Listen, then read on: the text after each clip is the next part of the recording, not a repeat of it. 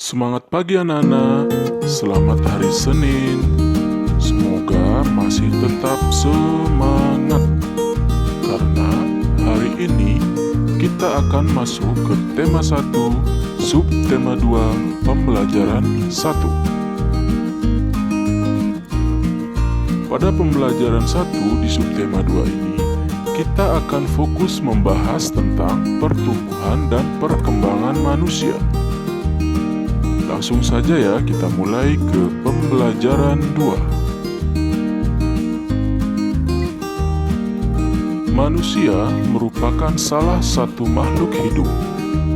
Manusia memiliki ciri-ciri yang sama dengan makhluk hidup lainnya.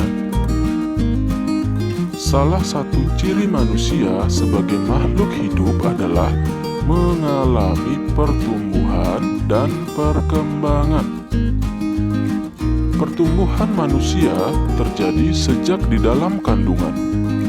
Setelah lahir, pertumbuhan manusia bertambah besar dari bayi hingga dewasa. Setelah dewasa, pertumbuhan manusia berhenti. Namun, perkembangan emosi dan pikiran manusia terus berkembang. Pertumbuhan dan perkembangan dipengaruhi oleh beberapa faktor. Mari kita pelajari faktor-faktor yang mempengaruhi pertumbuhan dan perkembangan manusia. Cobalah amati gambar berikut. Kita beri nama anak itu Udin. Apakah kamu mengalami pertumbuhan dan perkembangan seperti Udin? Cobalah mencari tahu dari orang tuamu tentang pertumbuhan dan perkembanganmu dari sejak lahir sampai saat ini. Informasi yang dapat kamu tanyakan tentang pertumbuhan dan perkembangan, misalnya berat dan tinggi badan saat lahir. Selain itu, kamu juga dapat mencari informasi mengenai kemampuanmu dalam merangkak dan berjalan. Lakukan kegiatan wawancara kepada orang tua di rumah untuk mendapatkan informasi tersebut. Tulislah terlebih dahulu daftar pertanyaan yang ingin kamu tanyakan. Contoh, berapa beratku saat lahir, berapa tinggiku saat lahir, dan seterusnya.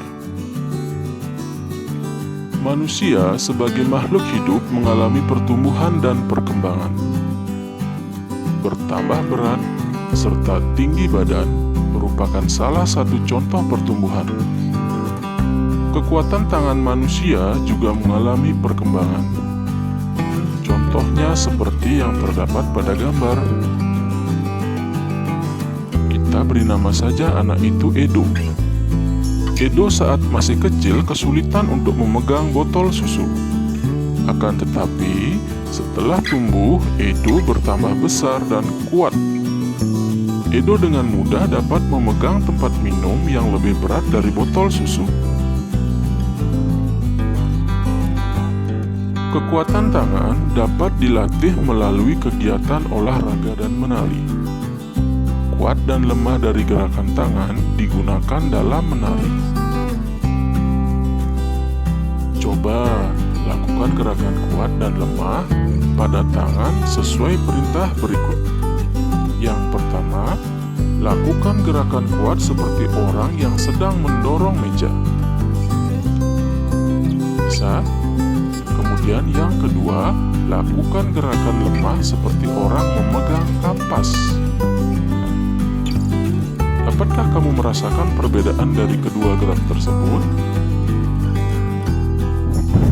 Untuk itu, marilah kita mencoba berbagai contoh gerakan kuat dan lemah tangan pada saat menari.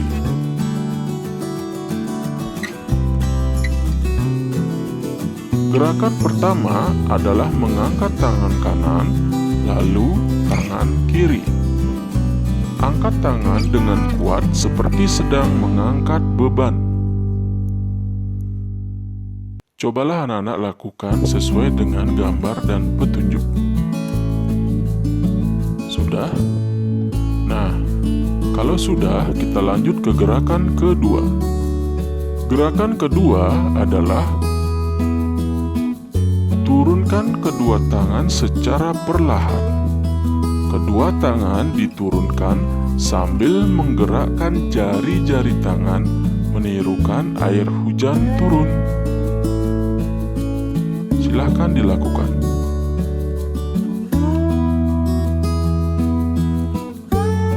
Gerakan ketiga adalah rentangkan kedua tangan ke samping, lalu bengkokkan sehingga membentuk huruf U.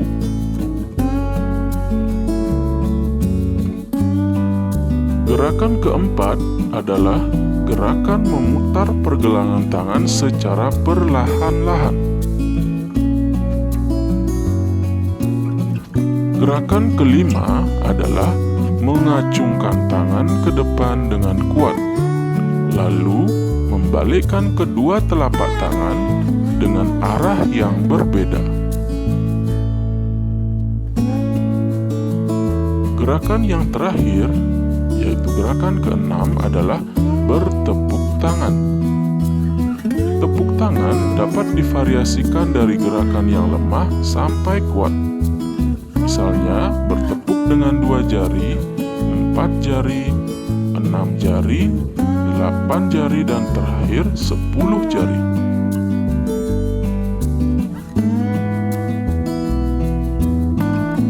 Bisakah anak-anak menirukan gerakan tersebut? Jika belum, mintalah orang tuamu untuk membantumu melakukan gerakan tersebut. Di pembelajaran 3, kita akan melakukan gerakan tersebut diiringi dengan nyanyian. Untuk sekarang, cukup hafalkan gerakannya saja. Badan kita mengalami pertumbuhan. Kemampuan kita pun mengalami perkembangan. Pada saat kelas 1, kalian baru belajar nama dan lambang bilangan sampai bilangan puluhan.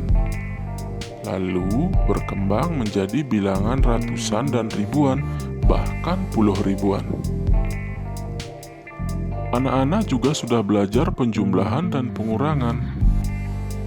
Nah, untuk meningkatkan pemahaman, mari kita coba mempelajari penjumlahan bilangan ribuan tanpa teknik menyimpan dan menggunakan teknik menyimpan.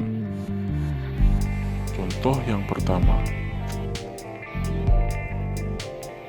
Seperti pembelajaran sebelumnya, kita tulis 2653, kemudian sejajarkan dengan 3302. Kita jumlahkan bersama-sama. 3 tambah 2 sama dengan 5, 5 tambah 0 sama dengan 5, 6 tambah 3 sama dengan 9, dan 2 tambah 3 sama dengan 5.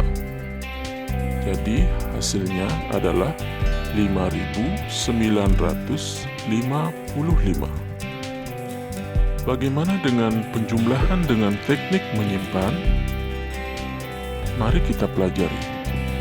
1.300 ditambah 2.900.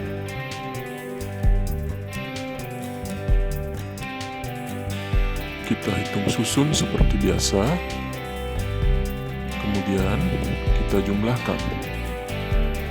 0 tambah 0 sama dengan 0. 0 tambah 0 sama dengan 0.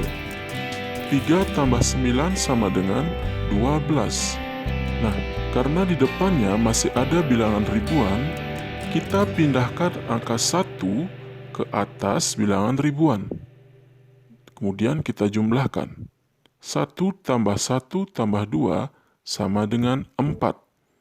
Jadi hasilnya 4.200. Sekian pembelajaran 1 di subtema 2 ini. Untuk meningkatkan kemampuan anak-anak, silakan kerjakan soal berikut. Pertama, apa saja perubahan yang kamu alami sejak bayi sampai saat ini? Kedua, jumlahkanlah dengan cara susun pendek. A. 1693 ditambah 5204. B. 2465 ditambah 3208. Sekian penjelasan dari Pak Guru. Sampai ketemu di pembelajaran selanjutnya. Dadah.